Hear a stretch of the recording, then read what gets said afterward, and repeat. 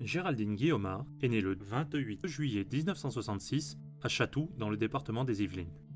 Elle suit des études technologiques au lycée Jules Ferry quand, en 1984, l'École nationale des sous-officiers d'active ouvre ses portes au recrutement féminin. En 1988, alors que Géraldine travaille dans une librairie d'un centre commercial, elle visite un forum de l'armée de terre et découvre le métier des armes. Elle se fixe un nouvel objectif, devenir pilote d'hélicoptère.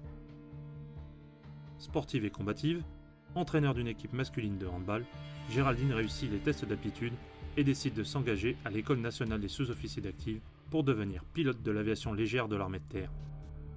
Elle intègre donc l'ENSOA en tant qu'élève de la 132e promotion en janvier 1989. Sa détermination sans faille et son travail lui permettent de se classer d'emblée parmi les meilleurs élèves du 1er bataillon dont elle fait partie. Elle obtient son certificat militaire élémentaire avec plus de 16 de moyenne. Particulièrement motivée, elle progresse et renforce sa détermination pour devenir pilote. Elle terminera 3e de sa promotion et sera major féminine. Elle quitte donc l'ENSOA pour poursuivre sa formation à l'école de spécialisation de l'aviation légère de l'armée de terre à Dax. Géraldine obtient brillamment son brevet de pilote d'hélicoptère léger de combat. Promue maréchal des logis, le 1er avril 1990, Géraldine est affectée au 12e groupement d'hélicoptères légers à Trèves en Allemagne. En 1992, le maréchal des logis Guillaumard rejoint le 6e groupement d'hélicoptères légers de Metz. Elle y poursuit sa formation aéronautique et obtient sa qualification de 2e niveau de sous-officier. Elle est promue au grade de maréchal des logis chef en juillet 1996. Le maréchal des logis chef Guillaumard est affecté au 1er régiment d'hélicoptères de combat de Phalsbourg le 7 juillet 1998. À cette époque, les pilotes de Puma féminins ne sont pas très nombreux.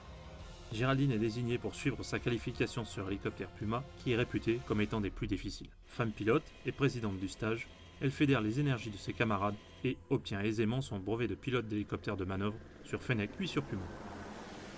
Depuis 1986, la France a mis en place le dispositif Épervier au profit du Tchad et contribue ainsi au maintien de la paix et de l'intégrité territoriale. Géraldine est désignée pour participer à cette opération en avril 2000.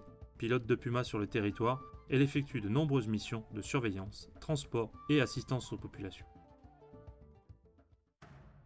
De retour sur le sol national, elle poursuit ses qualifications de pilote, notamment en tant que pilote de VIP, et Puma, où elle obtiendra sa qualification pour les appontages sur les bâtiments de la Marine nationale.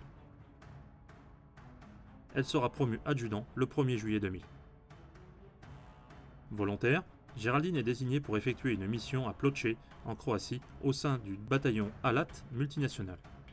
Elle se distingue plusieurs fois lors de missions au-dessus du territoire de l'ex-Yougoslavie, au cours de l'opération Damoclès, dans le cadre de la Stabilization Force, en mai 2002, à bord de son hélicoptère. Juillet 2002, elle se voit naturellement confier le commandement d'un peloton de formation générale initiale.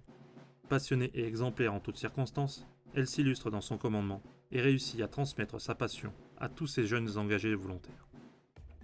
2003, la guerre civile en Côte d'Ivoire est intense. Géraldine rejoint ce territoire en octobre. En tant que pilote de Puma, elle effectue de nombreuses missions de soutien et d'appui au profit de la force Licorne. En avril 2004, l'adjudant Guillaumard retourne sur le territoire tchadien où elle effectuera de nombreuses missions et, en particulier, assurera le transport du ministre de la Défense, Michel Alliot-Marie, lors d'un déplacement officiel. En août 2005, elle rejoint le 5e régiment d'hélicoptères de combat de Pau. Alors que le mouvement ivoirien de libération de l'ouest de la Côte d'Ivoire attaque les positions des forces nouvelles, elle rejoint une dernière fois ce théâtre d'opération. Expérimentée et aguerrie, Géraldine procède une nouvelle fois à de nombreuses missions d'évacuation de ressortissants et de transport au profit des soldats de la force Licorne. De retour en France, elle poursuit ses missions de préparation opérationnelle. Toujours à la recherche de l'excellence et de l'efficience, Géraldine réalise de nombreux exercices de parachutage et d'aérocordage au profit des unités et des forces spéciales. Le 18 avril 2006, elle décolle afin de réaliser une nouvelle mission d'entraînement, avec 2 autres membres d'équipage. Sur les hauteurs de Barèges, alors qu'elle réalisait un vol en montagne, son Puma s'écrase. Cet accident lui coûtera la vie, ainsi que 2 autres. Géraldine Guillaumard avait 17 ans de service, totalisé 2900 heures de vol, et 5 séjours en opération extérieure. De nombreuses personnes rendront hommage à son engagement et sa passion, qui lui coûtèrent la vie. Et en particulier, Michel Alliot-Marie, avec qui Géraldine, deux femmes emblématiques de la défense, ont partagé des moments forts sur les théâtres d'opérations extérieures. Elles se rencontrent une dernière fois, le ministre tenant à lui dire adieu dans la cour d'honneur du 5e RHC. Sous-officier d'exception, l'adjudant Guillaumard laisse derrière elle l'image d'un soldat à la personnalité attachante, faite de conviction et de détermination. C'est un exemple pour les jeunes générations. Élève sous-officier de la 307e promotion, soyez fiers de votre marraine et honorez sa mémoire.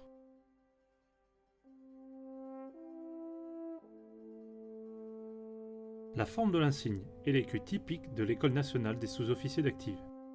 L'adjudant Guillaumard est passé par l'école au sein de la 132e promotion sergent-chef Richer.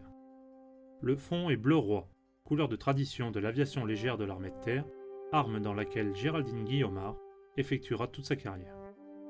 En haut, le brevet de pilote d'hélicoptère, qualification détenue par l'adjudant Guillaumard et qui fut à l'origine de sa motivation à s'engager dans le corps des sous-officiers.